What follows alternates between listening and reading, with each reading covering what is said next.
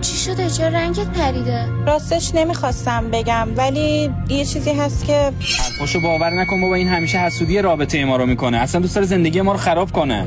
واضح بگو ببینم چی میگی؟ چی بین تو علی بوده؟ علی خودش شروع کرد، پیام داد.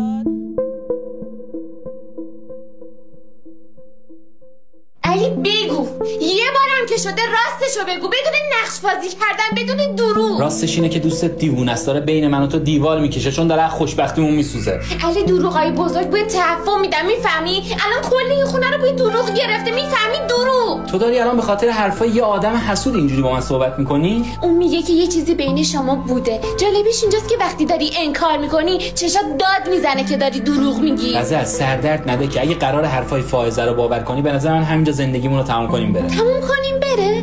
زندگی ما از همون شبی تموم شد که از اعتمادم سوء استفاده کردی و داشتی اشغال میکردی. غزل ما همه چی رو با هم ساختیم، نذار یه آدم حسود زهرشو بریزه تو زندگی ما، خواهش میکنم.